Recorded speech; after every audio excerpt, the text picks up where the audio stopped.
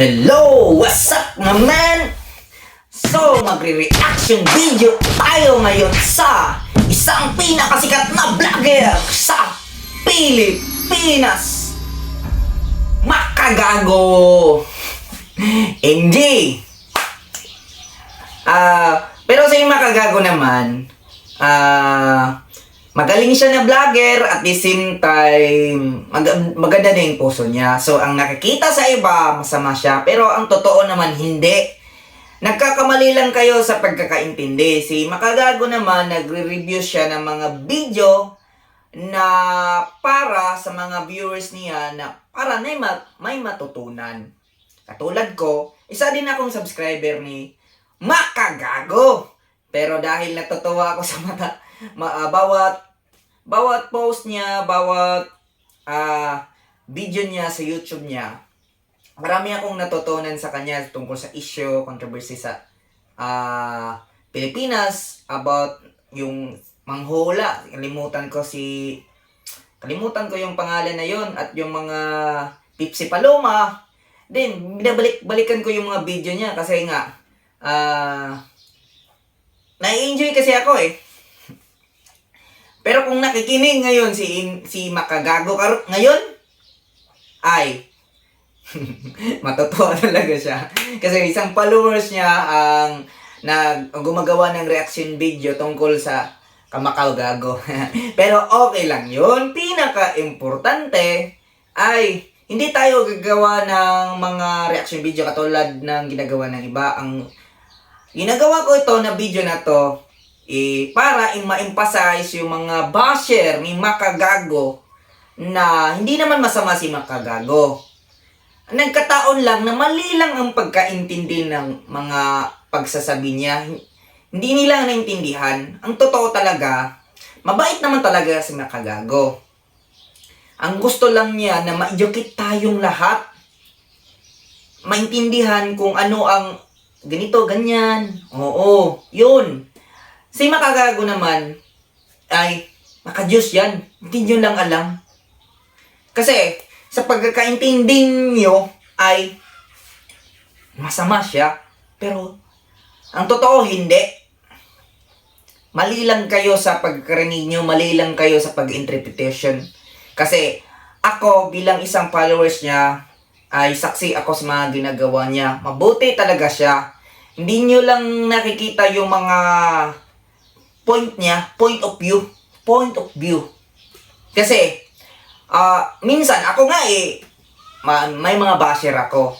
Oo, may mga basher din ako. Si Makagago nga na may basher din. Pero hindi naman lahat ay walang natutunan sa kanya. Marami kang matutunan sa kanya. Marami kang matutunan kasi kinukorek niya yung mga pagkakamali para maisatuwid yung ginagawa nila. Yun ang gusto ni Makagago. Hindi siya puro masama lang.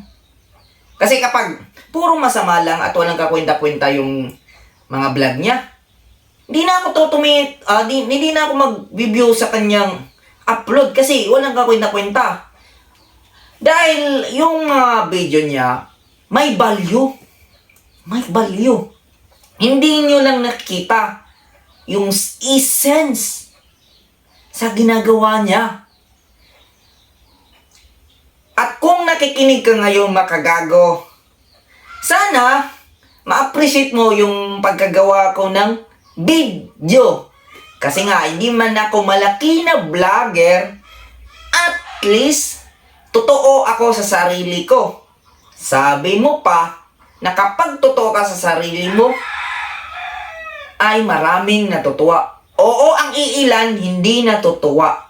Dahil plastic sila. Plastic talaga sila.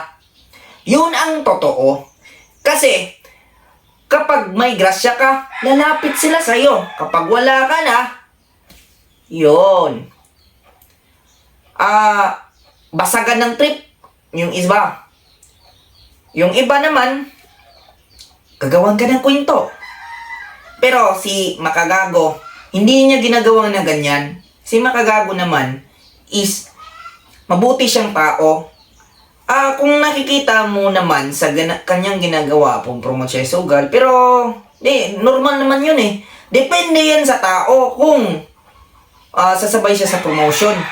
Pero, depende na yan sa sitwasyon. Kasi nga, hindi naman natin na sinasabi na kapag ginudge mo yung tao, ay wala siyang purpose. May purpose siya. Nagkataon lang na mali lang ang pagkaintindi nyo. Mali lang. Kasi nga, minsan, ako hindi naman ako na nag-judge ng tao. Pinag-isipan ko at in-understand ko yung sitwasyon niya bago ako mag-message. Pero, bago ako mag-message, pinag-isipan ko talaga kung sa tingin ko na mali ang sinasalita ko, hindi ko na lang sinasabi, sinasarili ko na lang. Bakit? Bakit ba? Kasi nga, bawat bigkas mo na mali ang salita, nagkaka-create yan ng gulo na nagsimula ng di magkakaintindihan.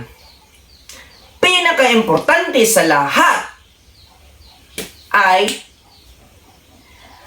yung pagkasalita mo, yung message mo ay bukal sa puso at malinaw.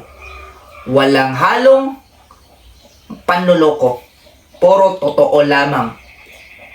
Yun lang ang pinaka-importante. May mga tao talaga na masagasaan mo dahil hindi nila gusto yung trip mo.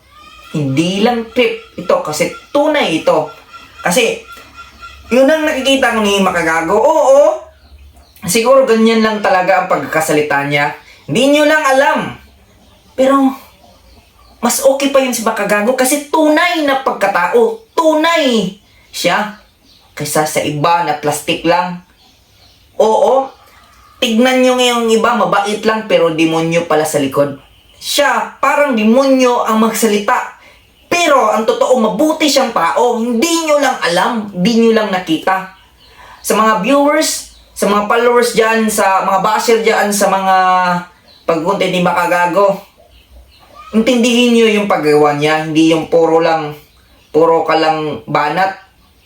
Kasi sa pag-iisip ng mabuti ay may mabubuting maidudulot kaysa mag-isip ka ng masama ay masama ding maidulot. Kahit na masama man ang narinig nyo, pero pag-isipan nyo, intindihin nyo lahat kasi bawat salita na yun, oo, may meaning. Hindi nyo lang naintindihan lahat. Pero ganun talaga ang buhay. Ganun talaga ang buhay. Kailangan paglaanan natin na bawat paggawa natin ay before tayo gagawa or bago tayong gumawa, pag-isipan muna natin. Kasi may mga taong naririnig, nag-observe lang sa atin kahit ano man ang ginagawa natin. So, sa ganun pa man ay maiwasan natin na sigalot. Ganun talaga ang buhay. So, salamat sa iyo, MG Makagago. Sa mga video mo, may natutunan ako. At yun lang. Kung nagustuhan nyo yung paggawa ko ng video, pag-subscribe lang kayo. Pag hindi, okay lang. So, yun lang guys. Maraming salamat sa mga nakikinig. At magtatrabaho muna ako. Magkita-kita tayo sa susunod na video.